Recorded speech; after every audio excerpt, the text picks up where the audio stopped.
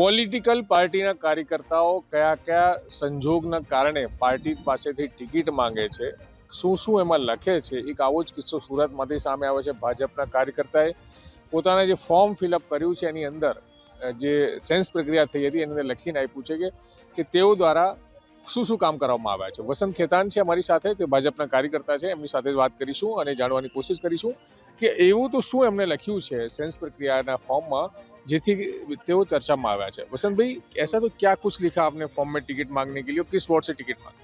मैंने ward number 22 से BJP से दावेदारी की है और मैं पिछले 25 वर्षों से पार्टी का सक्रिय कार्यकर्ता के रूप में अपनी सेवाएं दे रहा हूं, जिसमें मैंने बहुत ज़्यादा बड़े कार्य नहीं किए हैं, लेकिन जो काम किया है वो दिल से किया और ज़मीन से जुड़ा हुआ काम किया है, जिसमें मुख्यतः मैंने दरी बिछाने से लेके कुर्सियाँ लगाने से लेके चाय भी पिलाई है। ये काम मैं करता आ रहा हूँ और मुझे शौक़ भी है ये काम करने का, क्योंकि मैं बाल्यकाल से आरएसएस का स्वयंसेवक रहा हूँ, तो ये सब काम मेरी आदतों में है और मैं पार्टी के हर कार्यक्रमों में, अपने वार्ड के कार्यक्रमों में और विधानसभा चुनावों में भी मैं ये काम करता हूँ और बड़े शौक़ से ये काम करता हूँ।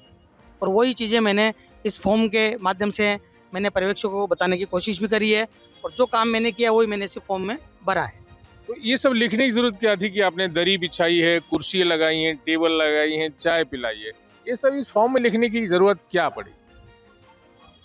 मैं पार्टी का एक समर्पित कार्यकर्ता होने के नाते मैं कोई भी ऐसी चीज़ नहीं लिख सकता कि जो झूठ की बुनियाद पर टिकी हो। मैंने जो काम दिल से किया है वही मैंने इसमें लिखना उचित समझा और वही मैंने इसमें फॉर्म में भरा है। क्या लगता है ये सब फॉर्म पे लिखने से पार्टी आप पे भरोसा जताएगी, क्योंकि आपने दरी बिछाई, टेबल लगाया, कुर्सी लगाई, झंडे भी बांधे, तो क्या लगता है पार्टी आपकी कदर करेगी? भारतीय जनता पार्टी कार्यकर्ताओं की पार्टी है। हम मोदी जी के मन की बात को सुनते हैं। मुझे पूरी उम्मीद है कार्यकर्ता होने के नाते एक छोटे से कार्यकर्ता की बात मोदी जी भी एक छोटे से कार्यकर्ता के मन की बात को अवश्य सुनेंगे। फिर भी पार्टी का जो निर्णय होगा वो सर्वमान्य होगा और भारतीय जनता पार्टी का एक कार्यकर्ता, एक सच्चा सिपाही होने के नाते पार्टी जिसे भी टिकट देगी उसके साथ हम कंधे से कंधा मिलाकर पूरी मेहनत से और ईमानदारी से, लगन के साथ हम मेहनत करके पूरा चुनाव जीतेंगे और भव्यश्री दिलाएंगे। और वार्ड नंबर 22 का कार्यकर्ता होने के नाते पूरे सूरत में सबसे ज़्यादा लीड से भारतीय जनता पार्टी के उम्मीदवारों को हम जिताएंगे।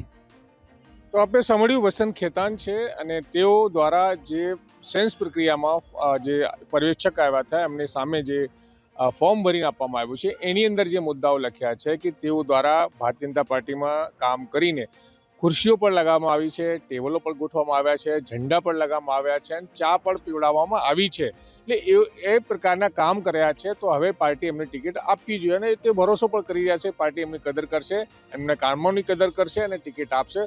પણ જોવાનું એ રહેશે કે પાર્ટી શું નિર્ણય લેશે। પણ હાલ વસંત ખેતાન પોતાની માંગણીઓ સાથે જે એના મુદ્દાઓ લખ્યા છે એને લઈને ચર્ચામાં આવ્યા છે। સંજય સિંહ રાઠોડ, ગુજરાત તક, સુરત।